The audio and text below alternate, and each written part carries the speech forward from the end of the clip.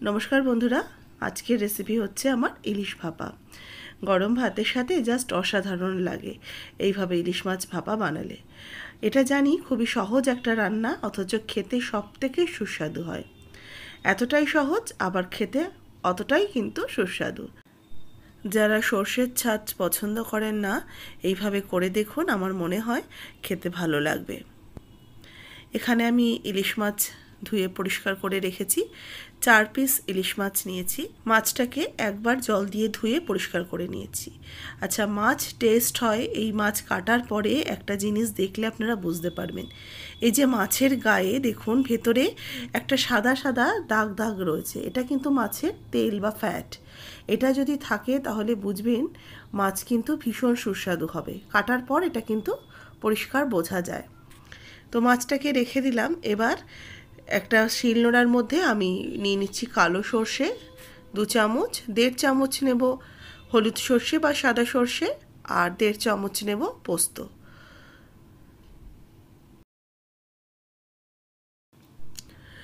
একটুখানি জল দেব, অল্প জল দিয়ে সর্ষে পোস্তটাকে ভালো করে একটু মিশিয়ে নিচ্ছি, মানে একটু ভিজিয়ে নেব।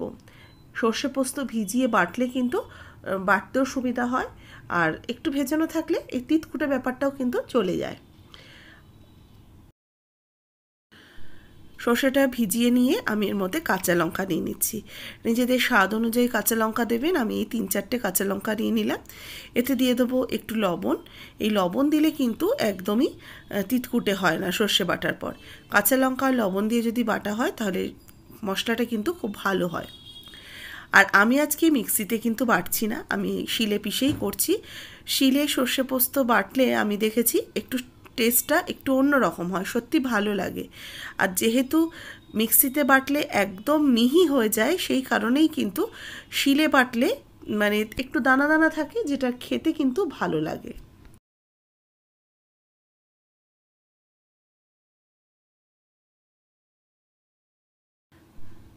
শিলনোড়ায় কিন্তু যতই মিহি করে বাটি না কেন পুরোপুরি একদম ফাইন মিহি করে বাটা হয় না, বা আরও কিছুবার বাটলে তবে গিয়ে হয়। তবে আমি তো বেশিক্ষণ বাটবো না, 3-4 বার মোটামুটি বাটলেই কিন্তু যতটুকু আমার মসৃণ দরকার ততটুকু হয়ে যাবে। খুব বেশি মিহি করে বেটে ফেললে বা মিক্সিতে দেখবেন খুব বেশি মিহি করে বাটলে অনেকটা পরিমাণে বেশি হয়ে যায়, তাতেও কিন্তু অনেকটা তিতকুটে লাগে। এগুলো আমার কিন্তু নিজস্ব অভিজ্ঞতা রান্না করতে করতে, সেই জন্য আমি সবসময় চেষ্টা করি শিলনোড়াতেই সর্ষে পোস্তটা বেটে নেওয়ার। আর এই শিলনোড়া ধুয়ে জলটা কিন্তু অবশ্যই রাখবেন। এবার এই মাছের মধ্যে আমি সর্ষে পোস্ত বাটাটা দিয়ে দিলাম। এবার এর মধ্যে দিয়ে দেবো লবণ স্বাদ মতো, আর দেবো হলুদ গুঁড়ো। হলুদ কিন্তু খুব বেশি দেব না, এই 1/2 চা চামচের মতো হলুদ গুঁড়ো দিয়ে দিলাম। আর দিচ্ছি এর মধ্যে সর্ষের তেল, কাঁচা সর্ষের তেল এর মধ্যে দেব। আমি এর মধ্যে টক দই বা কাজু বাটা এই ধরনের কোনো কিচ্ছু দেব না।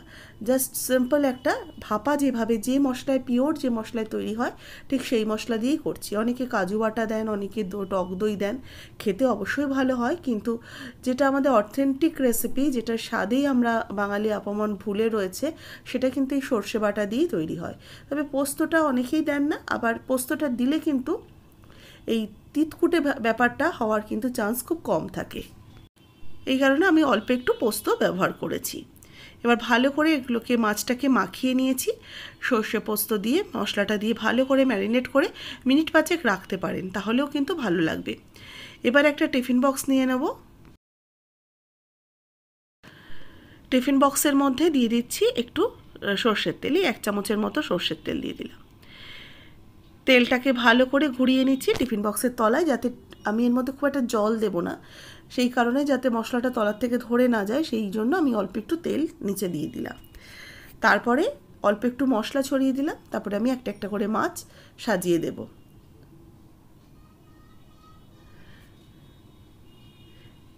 এইভাবে রান্না করলে কিন্তু খুব তাড়াতাড়ি রান্নাও হয়ে যায়, খেতেও অসম্ভব ভালো হয়। এক্সট্রা মাছের মশলাগুলো ভালো করে লাগিয়ে দিচ্ছি। মাছের গায়ে ভালো করে লাগিয়ে দিলাম, আর মাছগুলোকে একটু উল্টে পাল্টে দেব, যাতে একটু মশলাগুলো মাছের চারিদিকে ছড়িয়ে যায়। কারণ টিফিন বক্সটা যেহেতু আমি খুব বেশি বড় নিইনি, সেই জন্য ওপরেই মাছের মশলাগুলো আটকে গেছিলো, এই জন্য একটু ছেড়ে ছেড়ে নিচের দিকেও করে দিলাম। এবার কয়েকটা চেরা কাঁচা লঙ্কা উপর থেকে সাজিয়ে দেব, আর দিয়ে দেবো একটু সর্ষের তেল।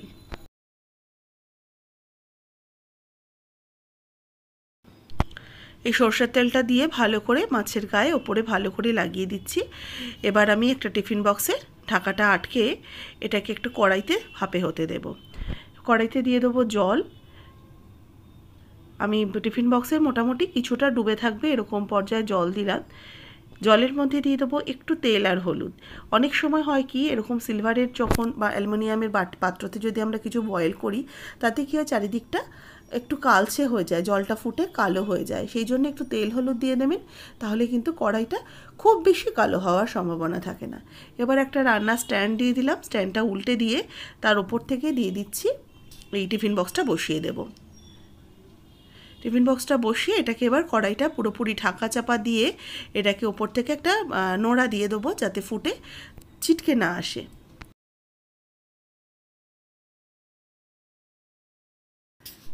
এইভাবে আমি এটাকে রেখে মিনিট 15 ফুটিয়ে নেব। 15 মিনিট হয়ে গেছে, আমি এবার ঢাকাটা খুলে নেব।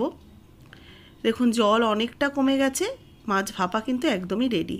তবে এটাকে এইভাবেই আমি আরও 10 মিনিট রেখে দেবো, কারণ যেহেতু ভেতরটা পুরোপুরি গরম আছে। রেখে দেওয়ার পর তারপর এটাকে খুলে আমি দেখাচ্ছি একটু ঠান্ডা হওয়ার পর।